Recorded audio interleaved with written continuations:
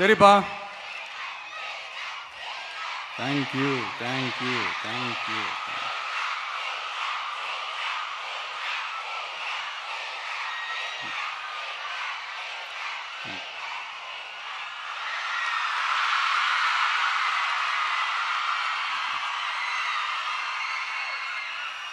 சரிப்பா, வாக்குறுதிகள்லாம் கொடுக்குற, உறுதிமொழிகள்லாம் கொடுக்குற, இதெல்லாம் ஓகே தான்.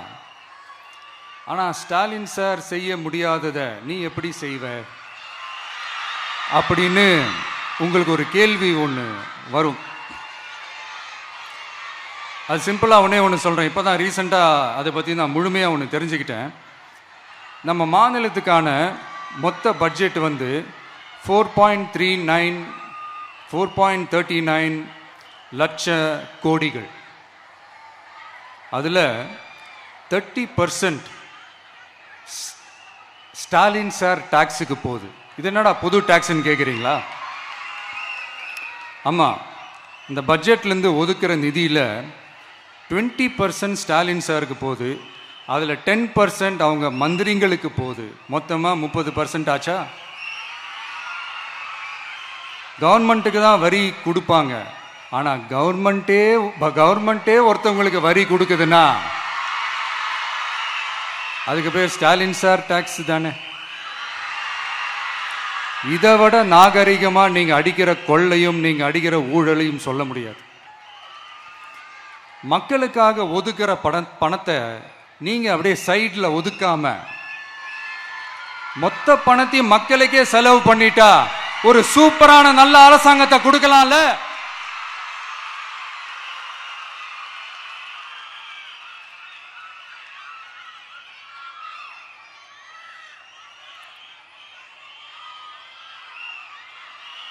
இப்படிலாம் சைடில் ஒதுக்காம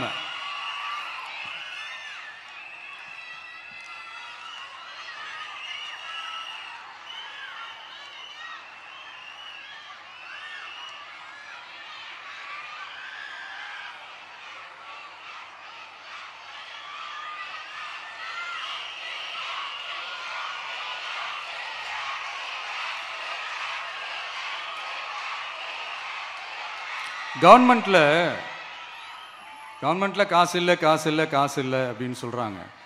ஆனால் விடிய காத்தால எல்லார் அக்கௌண்ட்லயும் 5000 ரூபா போட்டுறீங்களா? அது எப்படி?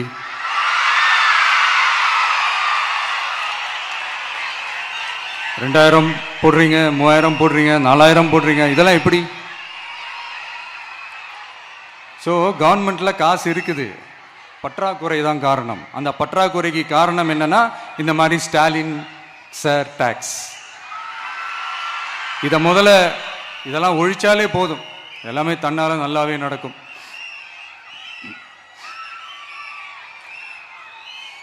அப்புறம் ரீசண்டா இருக்கிற நிறைய பிரச்சனைகள்ல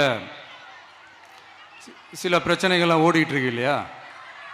அதெல்லாம் நீங்க அதுக்கு போராடி ஹர்ட் ஆகிறதெல்லாம் நான் பார்க்குறேன். அதை பார்த்து எனக்கு ஹர்ட் ஆகுது.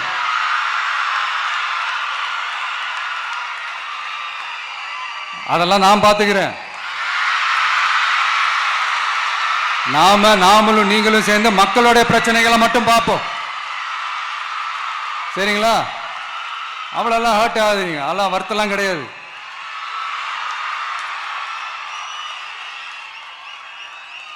சரியா? கான்ஃபிடென்ட்டா இருங்க,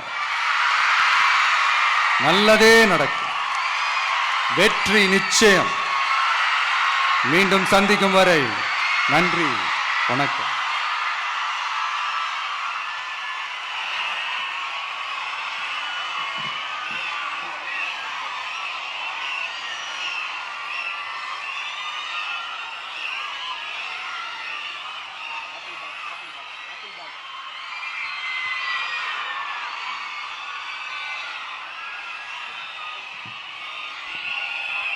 பிளே ஸ்டோர் மற்றும் ஆப் ஸ்டோரில் இருந்து பாலிமர் செயலியை QR கோடு மூலம் பதிவிறக்கம் செய்யுங்கள்.